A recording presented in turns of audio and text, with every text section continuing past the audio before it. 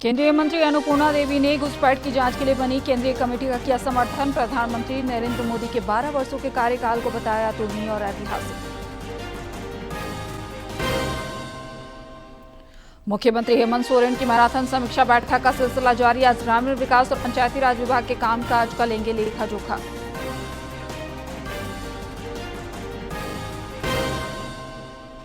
राज्य में इबोला को लेकर स्वास्थ्य विभाग अलर्ट। रिम्स में विशेष वार्ड तैयार। स्वास्थ्य मंत्री डॉक्टर इरफान अंसारी ने दिए पुख्ता इंतजाम के निर्देश।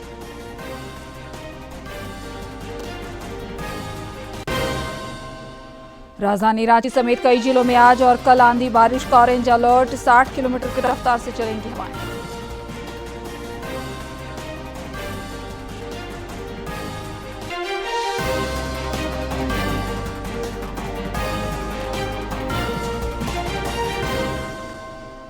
नमस्कार, खबरें झारखंड में आप सभी का स्वागत है। मैं हूं आपके साथ प्रियंका मिश्रा और अब समाचार विस्तार से। केंद्र में मोदी सरकार के 12 वर्ष पूरे होने पर महिला सशक्तिकरण की योजना के अच्छे नतीजे दिख रहे हैं। कोटा जिले में प्रधानमंत्री उज्ज्वला योजना से गरीब महिलाओं को लकड़ी के धुएं और बीमारियों से मुक्ति मिली है। गैस चूल्हा मिलने से महिलाओं का स्वास्थ्य सुधरा और समय की बचत हो रही है। पहले बहुत जो लकड़ी में खाना बनाते थे धुआं होता था, अब बहुत फायदा होता है, गैस में बनाते हैं।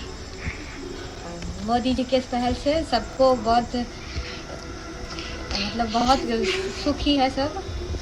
सबसे फायदा मिला। पहले लकड़ी बनाते थे खाना, गैस जब से हुआ है तब से हम बना रहे हैं, गैस पर बना रहे हैं। इतना हुआ है, मतलब नरेंद्र मोदी दिया है गैस, फायदा बहुत हुआ है। लकड़ी गोठा इन्हें उन्हें जाते थे तो अब हो गया, गैस हो गया तो आराम हो गया, हम लोग का भी आराम हो गया है। केंद्रीय महिला एवं बाल विकास मंत्री अन्नपूर्णा देवी ने जनसंख्या बदलाव की जांच के लिए बनी केंद्र की हाई लेवल कमेटी की तारीफ की है। उन्होंने इसे देश के हित में बड़ा कदम बताया। गिरिडीह में हमारे संवाददाता से बातचीत में केंद्रीय मंत्री ने प्रधानमंत्री नरेंद्र मोदी के 12 वर्षों के कार्यकाल को अतुलनीय और ऐतिहासिक बताया। लगातार एक एक दिन, एक एक क्षण जो उनका काम है, जो कार्य है, हर समय का एक एक पल का उन्होंने सदुपयोग किया है और देश की जनता के लिए उनके योजना से लेकर योजना का इम्प्लीमेंटेशन और हर एक वर्ग के लिए कैसे काम किया जा सकता है, तो उसके लिए लगातार उन्होंने प्रयास किया। और निश्चित रूप से माननीय प्रधानमंत्री जी का कार्यकाल है वो बेमिसाल है, अद्भुत है, अद्वितीय है और बहुत ही बेहतर आज देश को शिखर तक पहुंचाने का काम। और अगर हम देखें तो प्रधानमंत्री के रूप में पूरे विश्व में सबसे ज़्यादा जो विश्व के अलग अलग देशों का सर्वश्रेष्ठ सम्मान है, सबसे ज़्यादा माननीय प्रधानमंत्री जी को मिला है। तो निश्चित रूप से इनके काम का ये अतुलनीय है। नेता प्रतिपक्ष बाबूलाल मरांडी ने भी राज्य में घुसपैठ की जांच के लिए केंद्र की हाई लेवल कमेटी का स्वागत किया है। उन्होंने प्रधानमंत्री और केंद्रीय गृह मंत्री को धन्यवाद देते हुए कहा कि संताल परगना में आदिवासी आबादी कम होना चिंताजनक है। उन्होंने इस समिति के गठन को राज्य की सुरक्षा के लिए ऐतिहासिक कदम बताया है। इधर गिरिडीह के मधुबन में भाजपा कार्यकर्ताओं के लिए प्रशिक्षण शिविर का आयोजन किया गया। इसमें शामिल होने पहुंची केंद्रीय मंत्री अन्नपूर्णा देवी ने कहा कि कार्यकर्ताओं को केंद्र सरकार की उपलब्धियां और राज्य सरकार की नाकामियां जनता तक पहुंचाने की ट्रेनिंग दी गई है। उन्होंने पानी बिजली के मुद्दे पर भी राज्य सरकार को जमकर घेरा।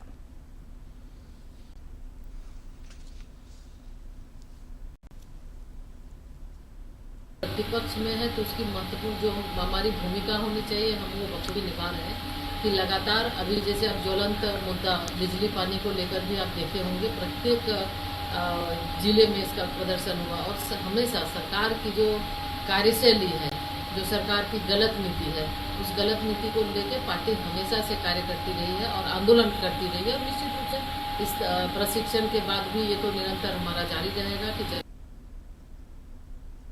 मुख्यमंत्री हेमंत सोरेन इन दिनों सिलसिलेवार तरीके से विभिन्न विभागों की समीक्षा बैठक कर रहे हैं। आज मुख्यमंत्री ग्रामीण विकास और पंचायती राज विभाग के कामकाज का लेखा जोखा लेंगे।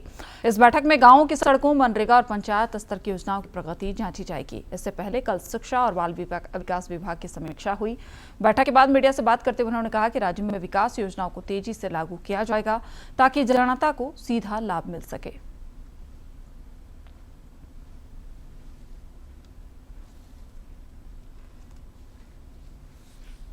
है क्या चीज़ में कमी बेसी हो रही है, कहाँ क्या ज़रूरत है, कहाँ क्या चीज़ छूट रही है, उन सब चीज़ों की समीक्षा हो रही है ताकि सभी विभाग सरकार का काम आम जनों तक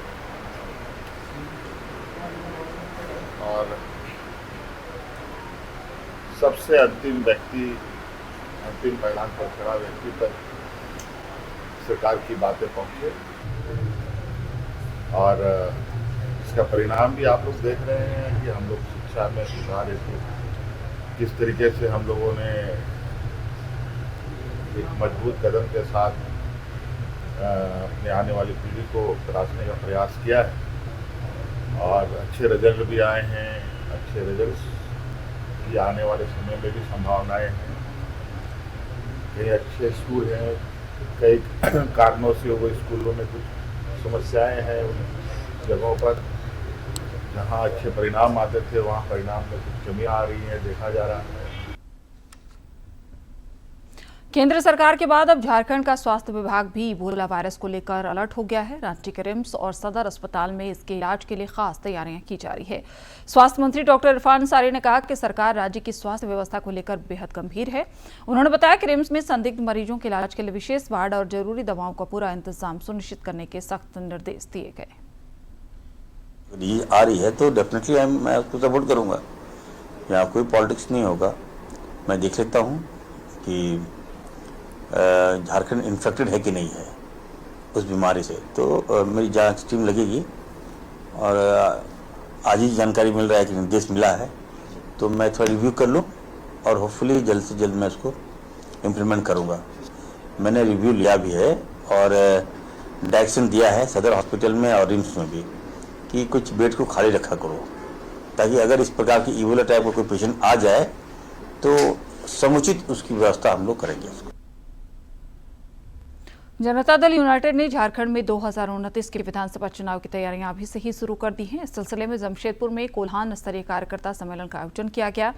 जदयू प्रदेश अध्यक्ष खीरू महतो और विधायक सरयू राय ने बताया कि सम्मेलन में संगठन विस्तार और चुनावी रणनीति पर चर्चा की गई।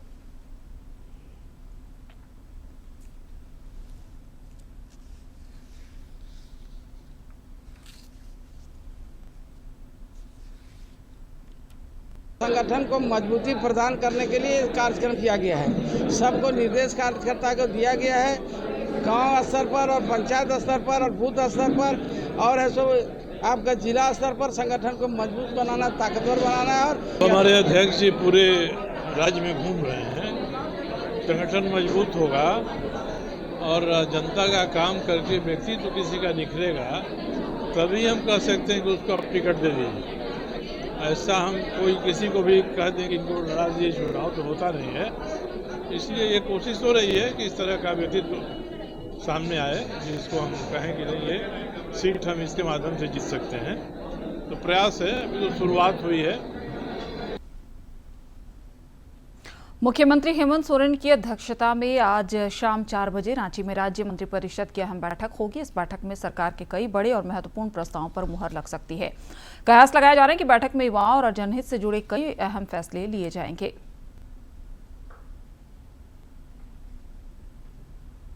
इधर रांची के सीनियर एसपी ने ग्रामीण एसपी और डीएसपी के साथ बैठक की है। बैठक में अपराध नियंत्रण और बकरीद त्योहार की तैयारियों पर चर्चा की गई।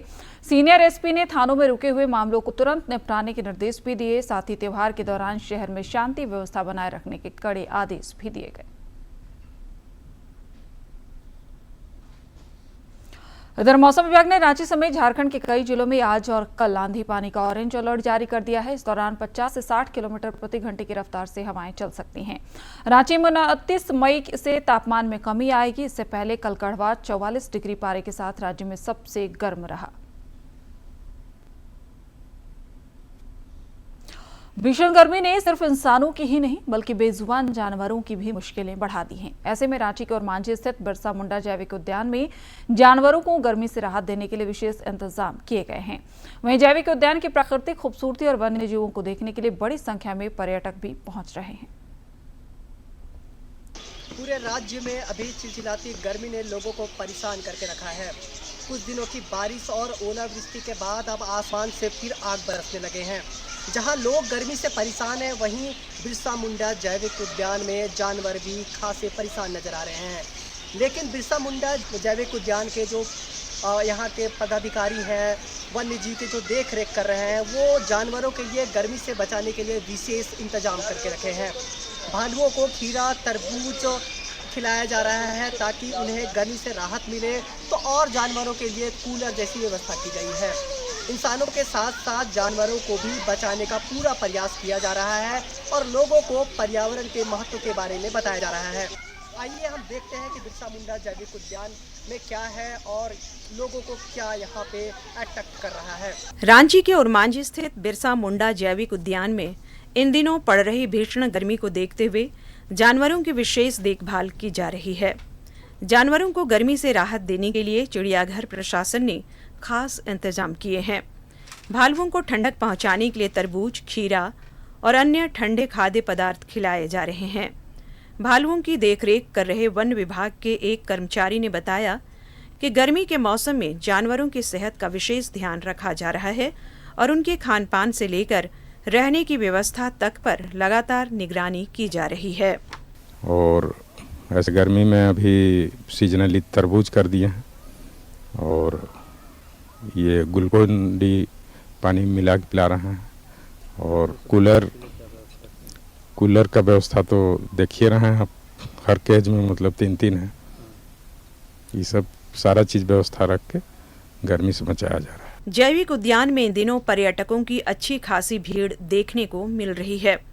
लोग एशियाई शेर, बाघ, हिरन, हाथी और झारखंड में पाए जाने वाले विभिन्न वन्य जीवों को देखने पहुंच रहे हैं।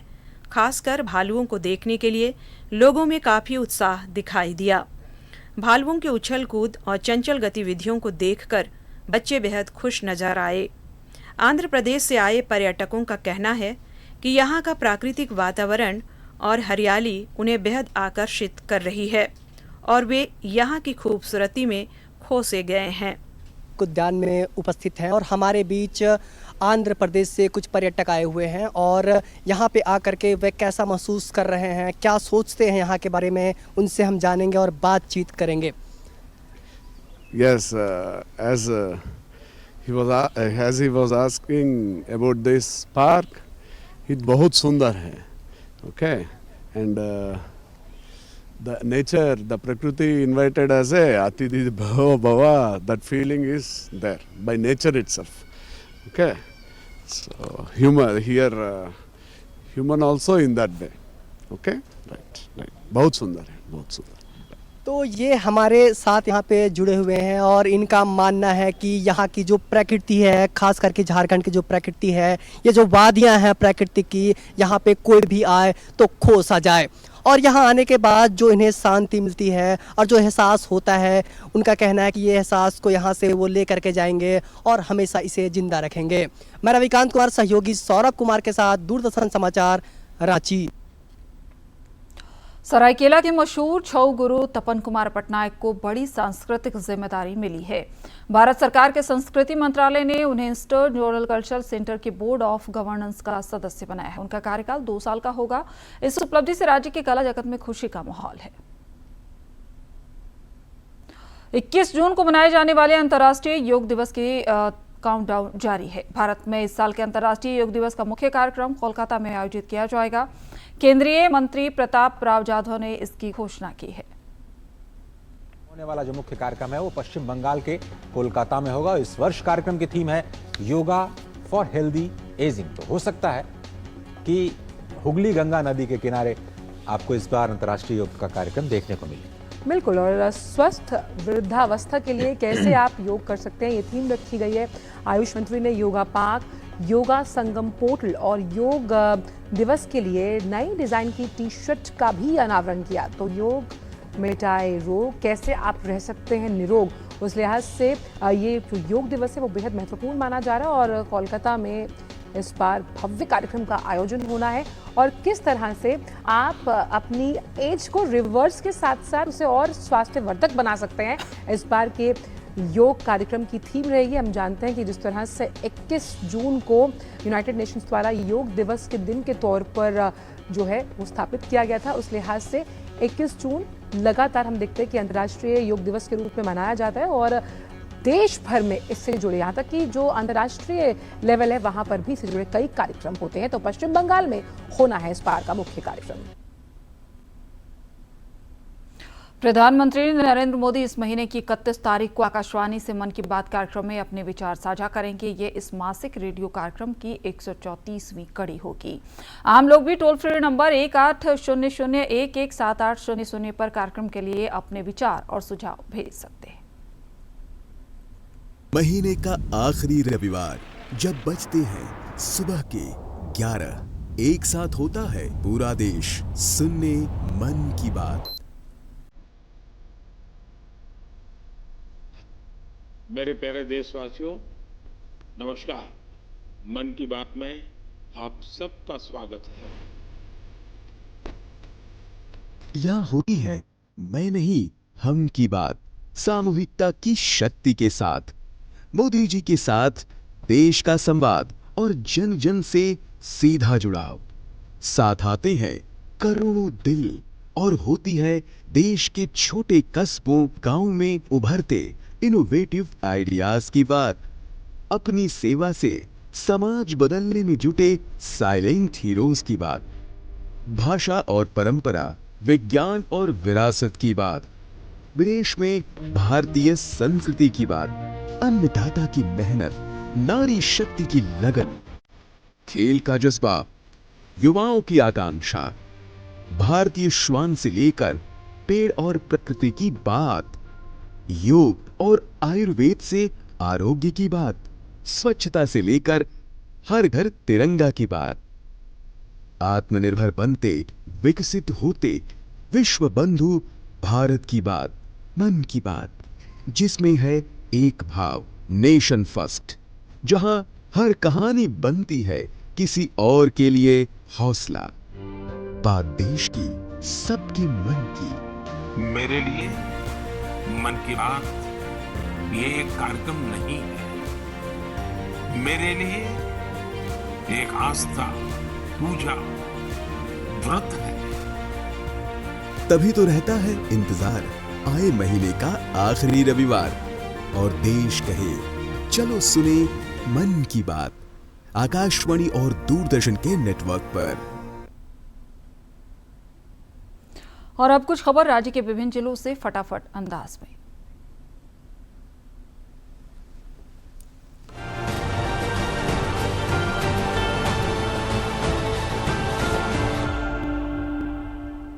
पलामू में वित्त मंत्री राधाकृष्ण किशोर की अध्यक्षता में उच्च स्तरीय समीक्षा बैठक हुई, जिसमें भीषण गर्मी को देखते हुए निर्बाध बिजली आपूर्ति और पेयजल व्यवस्था दुरुस्त रखने के निर्देश दिए गए। अनावश्यक पावर कट, लोड प्रबंधन और खराब चापाकलों की मरम्मत में तेजी लाने पर भी जोर दिया गया। कोडरमा में उपायुक्त उत्कर्ष गुप्ता की अध्यक्षता में वीडियो कॉन्फ्रेंसिंग के जरिए मीता पोर्टल और जनता दरबार से प्राप्त शिकायतों के निष्पादन की समीक्षा हुई। लंबित मामलों के त्वरित, प्रभावी और पारदर्शी निस्तारण के निर्देश दिए गए। विभिन्न विभागों की शिकायतों पर कार्रवाई तेज करने को भी कहा गया। कोडरमा समाहरणालय में उपायुक्त उत्कर्ष गुप्ता की अध्यक्षता में जनता दरबार का आयोजित किया गया। भूमि विवाद, पेंशन, आवास, बिजली, पेयजल सहित कई शिकायतें सामने आई। डीसी ने सभी मामलों को गंभीरता से सुनते हुए संबंधित अधिकारियों को त्वरित जांच और समयबद्ध समाधान के निर्देश दिए।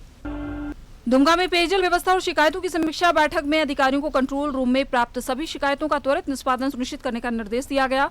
खराब जलापूर्ति स्रोतों और एमबीएस योजनाओं को प्राथमिकता पर शीघ्र चालू करने पर भी जोर दिया गया, ताकि लोगों को निर्बाध पेयजल मिल सके। दुमका में तकनीकी पदाधिकारियों के साथ हुई बैठक में निर्माण कार्यों, पेयजल योजनाओं, आधारभूत संरचना परियोजना की प्रगति की समीक्षा की गई। अधिकारियों को सभी कार्य समय सीमा में गुणवत्तापूर्ण पूरा करने, तैयार भवनों को शीघ्र हैंडओवर करने और पेयजल योजनाएं जल्द चालू करने के निर्देश दिए गए। देवघर में जनता दरबार के दौरान आमजनों से मुलाकात कर उनकी समस्याएं सुनी गई। कई मामलों का मौके पर ही समाधान किया गया। अधिकारियों को सख्त निर्देश दिए गए कि लोगों को बार बार कार्यालय के चक्कर न लगाने पड़े। उनके समस्याओं का समय पर एवं प्रभावी निस्तारण सुनिश्चित किया जाए। रांची के इरबा स्थित BNN इंटरनेशनल स्कूल में Jharkhand united taekwondo martial arts association द्वारा 2 दिवसीय रेफरी, जज व कोच सेमिनार सह ब्लैक बेल्ट टेस्ट का आयोजन हुआ। 57 खिलाड़ियों ने प्रशिक्षण लिया। विशेषज्ञों ने तकनीक और नियमों की जानकारी दी तथा ब्लैक बेल्ट परीक्षा भी हुई।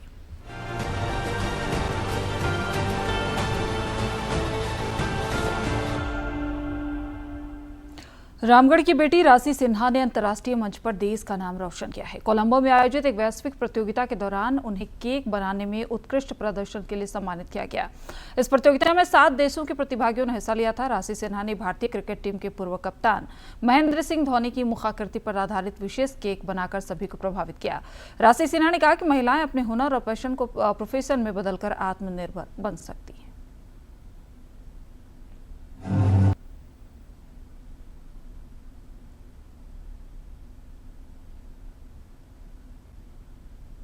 मैं रांची झारखंड से हूँ, तो क्यों नहीं MS धोनी सर को रिप्रेजेंट करे।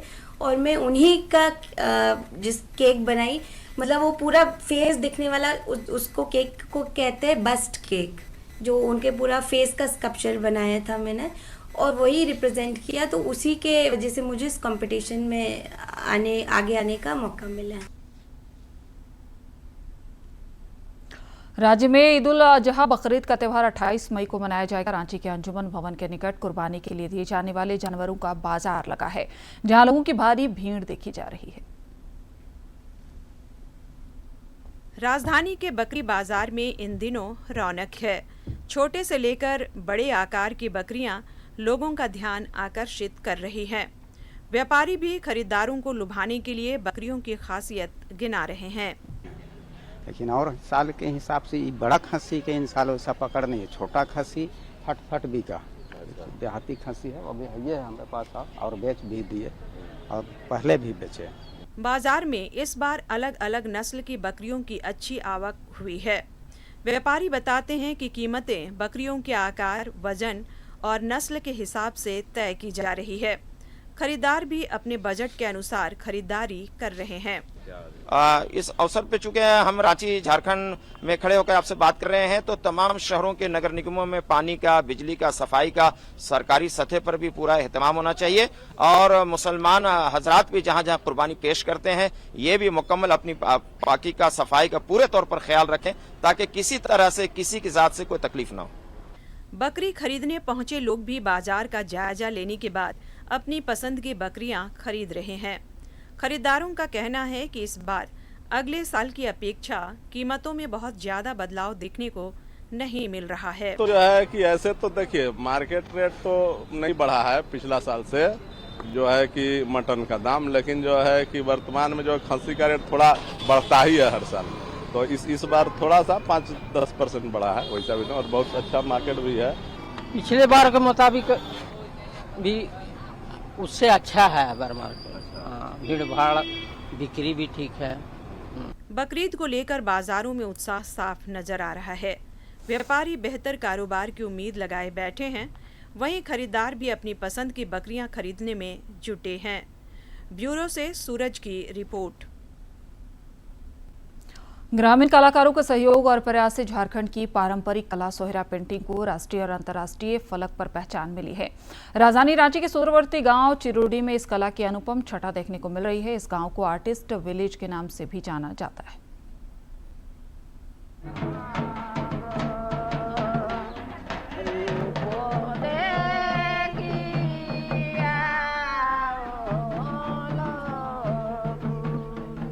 झारखंड की राजधानी रांची से दूर हम एक ऐसे गांव में जा रहे हैं जहां पर जिस गांव की दीवारें सिर्फ दीवार नहीं हैं बल्कि पूरी जीवित परंपरा है। उस गांव में सदियों पुरानी सोहराई पेंटिंग कला जीवित है और उसी गांव की तरफ हम आपको लेकर के चल रहे हैं।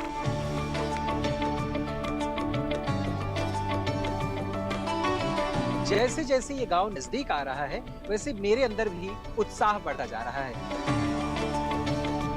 थोड़ी ही दूर पर वो गांव है जहां पर गोबर, मिट्टी और रंगों से वो कलाकृति रची जाती है, जिसने पूरी दुनिया में पहचान बनाई है।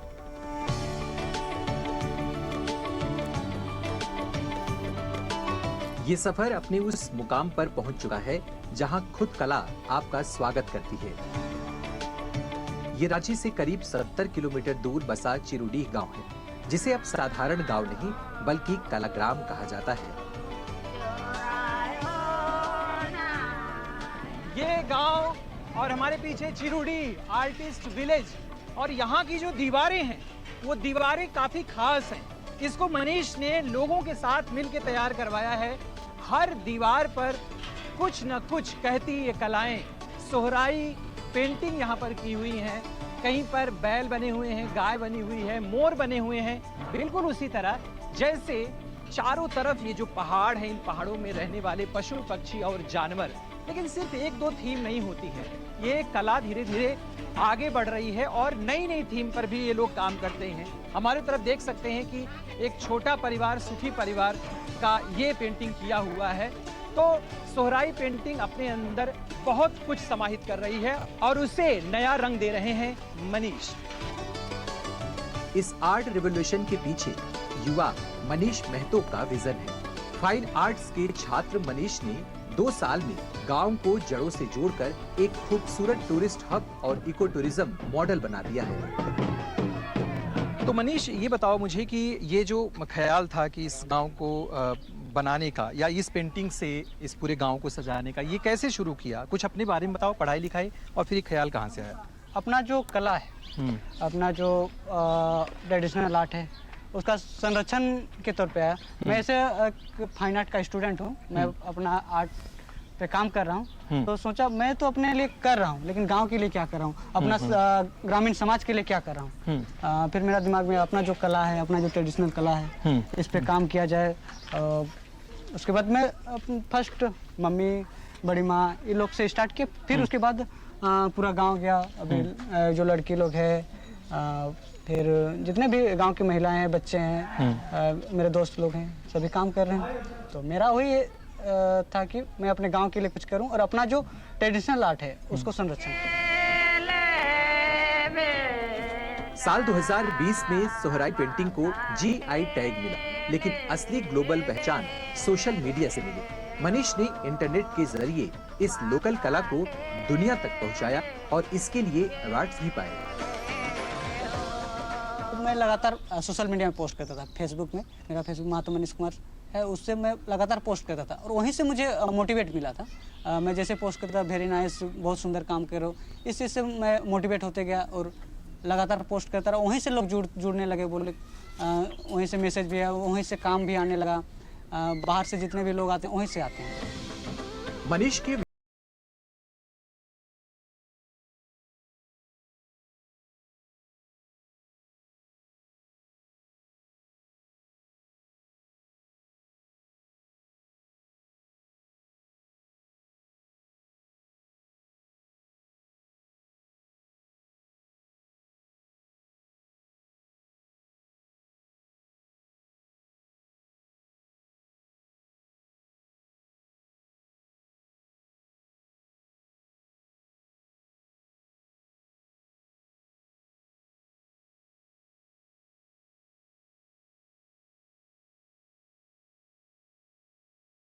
कोई बनाता था पेंटिंग तो हमको भी देख के लगता था कि हम भी बनाएंगे। कितना अच्छा सब कोई बना रहा है, हमको भी लगता हम बनाते तो कितना अच्छा होता, पहले से बनाते तो अच्छा होता, सोचते हैं।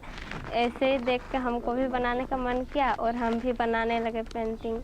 और मनीष बोलते हैं कि सबको बोलते हैं सब कोई पेंटिंग बनाओ, सीखो, होने से कितना अच्छा होगा, हम ही लोग का ना गाँव का नाम होगा। और भैया जब पेंटिंग बनाते थे उस समय हमको भी पेंटिंग बनाने का मन हुआ, उस समय हम भी पेंटिंग बनाते थे और भैया बोलते थे कि पेंटिंग बनाओ, उस समय हम भी पेंटिंग बनाते थे। मैं आगे भी पेंटिंग बनाती रहूँगी और अपने गांव का नाम रोशन करूँगी।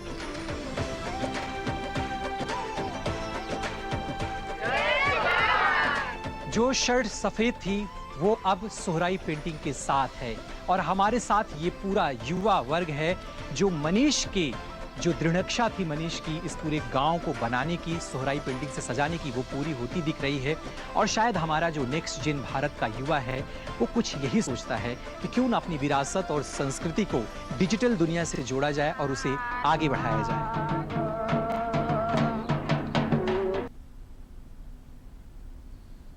अंत में मुख्य समाचार एक बार फिर।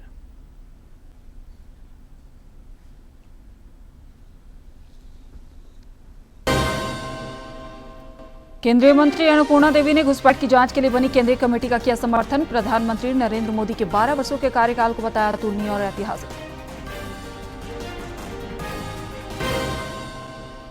मुख्यमंत्री हेमंत सोरेन की मैराथन समीक्षा बैठक का सिलसिला जारी। आज ग्रामीण विकास और पंचायती राज विभाग के कामकाज का लेंगे लेखा जोखा।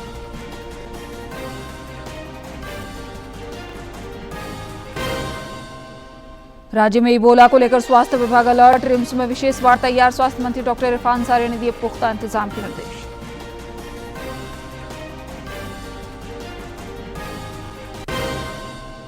और राजधानी रांची समेत कई जिलों में आज और कल आंधी बारिश का ऑरेंज अलर्ट। 60 किलोमीटर की रफ्तार से चलेंगी हवाएं।